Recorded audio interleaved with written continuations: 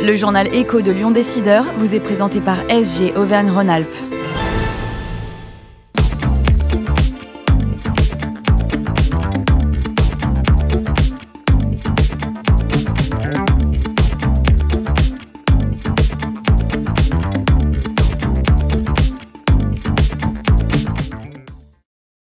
Bonjour et merci d'être fidèle au journal Écho de Lyon Décideur. GRDF accélère sur la décarbonation et le gaz vert. On en parle avec notre invité aujourd'hui, Guilhem Armanet, directeur de GRDF dans le Sud-Est. Bonjour. Bonjour.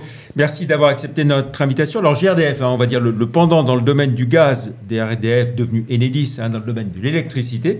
Et vous gérez en plus le plus grand réseau de distribution de gaz en Europe. Oui, c'est même un des premiers distributeurs au monde, le plus grand, puisqu'on a 200 000 km de réseau, c'est 5 fois le tour de la Terre. Et si on se ramène ici à Auvergne-Rhône-Alpes, c'est 25 000 km de réseau. C'est des réseaux qui appartiennent aux collectivités locales, dont GRDF est l'opérateur, réseau de distribution finalement, qui va acheminer le gaz vers des clients. On a... Alors justement, en termes de chiffres au niveau national et ici au niveau dans la région, dont vous avez la responsabilité, combien de clients ? En France, c'est 12 millions de clients. Ici, sur Auvergne-Rhône-Alpes, c'est 1,25 million, grosso modo, principalement des foyers, donc des clients résidentiels, mais aussi... un certain nombre d'industries, 7000 industries, des PME, PMI, et puis des bâtiments tertiaires que peuvent être un gymnase, une bibliothèque ou encore une mairie. Que représente aujourd'hui le gaz dans le fameux mix énergétique en France ? Eh bien, en France, le gaz, c'est de 17%, environ 17-18% de la consommation. L'électricité, c'est 27%. C'est en tout cas...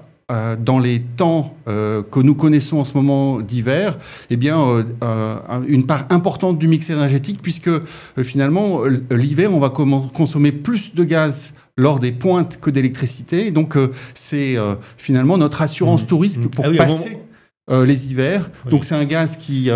vient aujourd'hui de l'étranger et qu'on a... Justement, c'est la question suivante. Où s'approvisionne la France après la rupture de l'année 2022 avec la guerre en Ukraine ?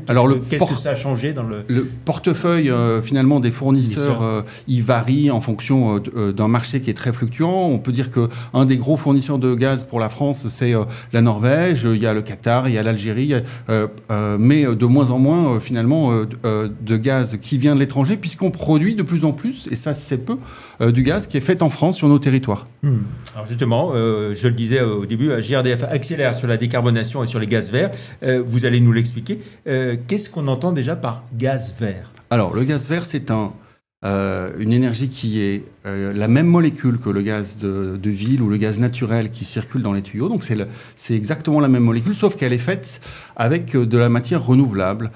Concrètement, on va imiter ce qui se passe dans une panse de vache. C'est ces bâtiments qui ressemblent un peu à des yourtes qu'on peut voir dans la campagne notamment. Et on va laisser se dégrader de la matière naturelle, que peuvent être des déchets agricoles, du fumier, du lisier, des restes de récolte, mais aussi des biodéchets, comme des plateaux de cantine, des restes de plateaux de cantine, d'hôpitaux ou d'EHPAD, mais aussi des boues de stations d'épuration, finalement. Par exemple, si vous êtes venu à cette interview avec un bus, ici à Lyon, il y a de fortes chances que vous ayez circulé avec les chasses d'eau des Lyonnais, puisque la station d'épuration de la Fessine méthanise des boues, ce qui reste, une fois qu'on a au bout du process de nettoyage des eaux, ces boues-là deviennent du gaz renouvelable. C'est un gaz qui est fait en France, qui a cet avantage et dont la dynamique de production est croissante, y compris sur notre territoire ici. Et alors, quelle est aujourd'hui la part des gaz verts ou du gaz vert par rapport au gaz fossile ?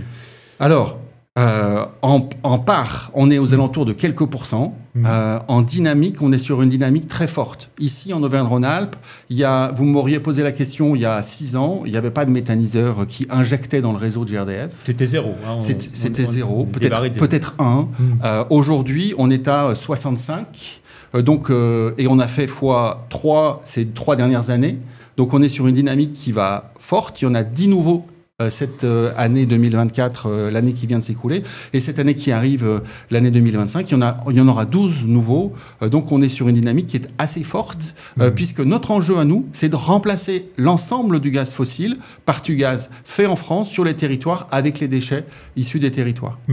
Et alors, le remplacement complet, il est fixé à quel 2050, c'est un enjeu très fort, avec 3 parts. Une part de décroissance des consommations. On estime qu'on va baisser d'un tiers les consommations de nos clients. On les aide dans leur propre décarbonation, que ce soit des clients industriels, que ce soit des ménages ou que ce soit des bâtiments tertiaires. 1, on va décroître. 2, on va s'améliorer sur l'efficacité énergétique. Donc ça veut dire... le premier pilier, c'est moins consommer. Le deuxième, c'est mieux consommer. Quand vous changez votre chaudière qui date des années 90-2000 par une chaudière toute nouvelle, bien vous faites 30% d'économie de sous, mais aussi de carbone pour la France. Et puis, on va, ce qui reste, le transformer en gaz vert. Donc, on imagine qu'on aura dépassé les 20% en 2030 et qu'on sera à 100% en 2050. Voilà. Alors vous évoquiez donc ces sites de méthanisation. Donc vous avez dit une douzaine de nouveaux en 2024, encore une dizaine là en 2025. Quel est le processus de production, j'ai envie de dire, quand on dit site de méthanisation? Comment ça se passe? La matière première arrive comment et elle ressort comment, j'ai envie de dire, du site? Souvent, c'est un agriculteur, voire plusieurs, qui se mettent ensemble pour concentrer leurs déchets, apporter leurs déchets avec des tracteurs auprès d'un site de méthanisation qui est assez à taille humaine, c'est quelques centaines d'hectares, quelques hectares, pardon, et on va laisser se dégrader cette matière dans ce qu'on peut assimiler à une soupe, finalement, avec du liquide et un peu de solide, des restes de récolte, du fumier. On va chauffer légèrement cette matière, un peu comme finalement un organisme aux alentours de 40 degrés. Ça va permettre à la matière de se dégrader via des bactéries. Cette dégradation de la matière produit du méthane qui va être épuré, qui va être odorisé pour des raisons de sécurité, parce que c'est notre nez qui nous dit « tiens, il y a du gaz », et ensuite injecté dans le réseau, et il va se mélanger avec le gaz qui vient, on le disait tout à l'heure, de Norvège, du Qatar ou d'autres endroits. Et donc ça ressort quoi, dans un oléoduc classique? Ça ressort dans un tuyau assez classique de cette dimension-là, qui est en polyéthylène, qui est de plus en plus en polyéthylène biosourcé, donc lui-même décarboné, et puis ça arrive jusqu'à votre chaudière, c'est-à-dire que le biogaz qui est produit en Auvergne-Rhône-Alpes, aujourd'hui, il peut chauffer jusqu'à 600 000 Auvergnats-Rhône-Alpins et il est miscible, il se mélange avec le gaz naturel qu'on connaît depuis des années. C'est la même molécule, donc c'est la même chaudière chez vous. Alors, ces investissements, ils sont importants.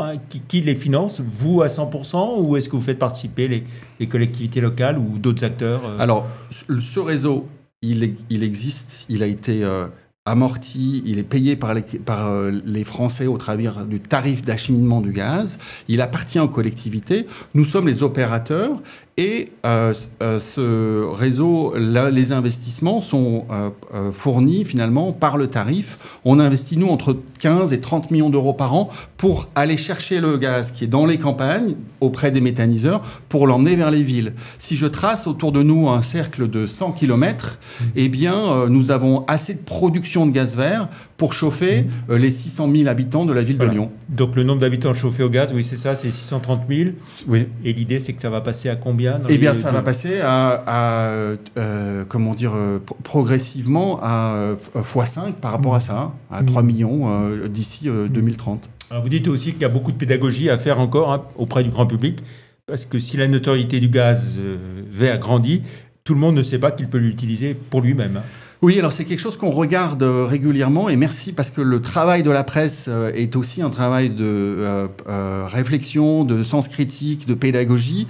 C'est quelque chose qu'on monitore régulièrement. Les Auvergnats-Rhône-Alpins ont très envie de consommer du gaz vert. Quand on leur en parle, ils disent « Ah, ça m'intéresse ». Par contre, seulement 1 sur 2 est au courant qu'il peut en consommer aujourd'hui, qu'il y a un site qui s'appelle énergie-info.fr, qui est le site du gouvernement, qui permet d'aller choisir son fournisseur au même prix ou pour quelques euros de plus, et que ce gaz, il est miscible, il peut l'utiliser avec son propre matériel. Certains habitants de la région pensent qu'il faut des tuyaux séparés et qu'il faut une chaudière séparée pour pouvoir utiliser du gaz vert, ce qui n'est pas le cas. Que représentent on a évoqué les clients particuliers, mais que représentent les clients entreprises dans votre activité? Alors, nous, dans notre activité, c'est à peu près 7000 industries. On se divise, si j'ose dire, le travail avec GRT Gaz, qui est le réseau de transport qui s'appelle maintenant Natran, et qui va desservir les industriels les plus gros. Nous, c'est des petites industries. J'ai pu visiter, il n'y a pas très longtemps, par exemple, le café d'Agobert dans l'Ain, qui est un café bio avec tous les labels bio-équitables qui existent, qui décarbone finalement son énergie en utilisant du gaz vert, et ce café est torréfié à partir de gaz renouvelable qui est fabriqué dans l'Ain, juste à côté de son industrie. Alors, dans les utilisations, on l'a dit, donc le chauffage de logements, notamment, entre autres, les logements sociaux, mais aussi tout ce qui est transport de voyageurs, transport de marchandises également? Oui, aujourd'hui, on a une progression de 30% sur le GNV, qui est le gaz naturel véhicule, et son pendant, qui est le bio-GNV, qui est finalement du biométhane utilisable pour les véhicules. Le choix qui a été fait, c'est de miser sur la filière de transport, donc soit du transport de voyageurs ou du transport de marchandises, parce que finalement, on voit que l'électrification des véhicules fonctionne très bien sur les véhicules légers. Par contre, pour transporter des voyageurs, il y a un vrai modèle avec des moteurs aujourd'hui thermiques qui sont très peu polluants, qui peuvent rentrer dans les zones à faible émission comme ici à Lyon, et qui sont critère 1 avec finalement un carburant qui est décarboné. Voilà. Puis il y a des opérations aussi de valorisation des biodéchets dans les festivals, notamment l'été. Oui, alors on parlait de la pédagogie, c'est pour nous une façon, on ne va pas faire énormément de gaz vert avec les déchets des festivals, par contre c'est une façon d'être présent, de rencontrer un public nouveau et de leur dire, est-ce que vous savez que vos restes de pizza, les restes des food trucks ou des backstage des artistes peuvent se transformer, être acheminés vers des méthaniseurs pour être transformés en énergie renouvelable et au passage conduire les festivaliers dans des navettes qui sont elles-mêmes au bio-GNV. On est sur de l'économie circulaire. De plus en plus, on l'a vu avec le Covid, l'idée c'est d'arrêter d'aller acheter des choses très loin et de pouvoir raisonner à l'échelle des territoires. C'est la vraie vertu du gaz vert. Ça dépasse de loin l'énergie. Vous avez des projets aussi sur les Jeux Olympiques d'hiver, Alpes 2030. Ça pourrait concerner quoi, entre autres les dameuses? Alors les dameuses, c'est peut-être le détail. On travaille à des idées de rétrofit pour aider la montagne à se décarboner de façon générale. Rétrofit sur les dameuses. Avec cette idée, on voudrait lancer un projet de rétrofit au bio-GNV des dameuses. Mais au-delà, dans un événement comme les JO, la partie transport va peser très lourd dans le poids carbone de l'événement. Notre enjeu, il est d'être un partenaire technique, efficace, dès maintenant pour la région et pour les JO, et finalement aider à décarboner cette partie sur tous les aspects transport, avec des stations de GNV qui sont déjà très nombreuses, avec un maillage très efficace dans la région pour transporter les touristes, les athlètes au bio-GNV, et puis au-delà, nécessairement contribuer à faire baisser aussi la partie carbone des bâtiments, que ce soit les patinoires, mais aussi les hôtels dans la région. Oui. Est-ce que la crise énergétique est derrière nous ou pas? Est-ce qu'on n'est pas à l'abri d'une rechute? L'énergie est devenue centrale dans la vie de chacun pour des questions de climat, pour des questions de pouvoir d'achat, pour des questions de souveraineté nationale. Et donc l'énergie, ça va rester un sujet, ça va rester une commodité de plus en plus coûteuse pour tout le monde. C'est pour ça qu'il faut en consommer moins, en consommer mieux, avec de l'efficacité énergétique et consommer vert. C'est tout le sens de notre projet de décarboner GRDF. C'est une première mondiale d'avoir un opérateur d'une énergie qui était fossile jusqu'alors, faire le pari d'apporter sa part pour que la France soit au rendez-vous des accords de Paris, des accords de l'Europe, le Fit for 55, c'est-à-dire finalement baisser drastiquement toutes nos émissions de carbone. Le gaz peut permettre ça grâce au biogaz dans le paysage énergétique français. Et d'un mot pour finir très rapidement, où est-ce qu'on en est sur les prix du gaz aujourd'hui? Eh bien, c'est fluctuant. Ce que je comprends, c'est que la perspective court moyen terme d'une paix en Ukraine va accroître une tendance baissière des marchés à terme. Très bien. Merci beaucoup Guilhem Armanet, directeur de GRDF Sud-Est, d'être venu dans le Journal Éco. Bonne fin de semaine et puis on se retrouve bien sûr vendredi prochain pour une nouvelle émission. Merci, au revoir.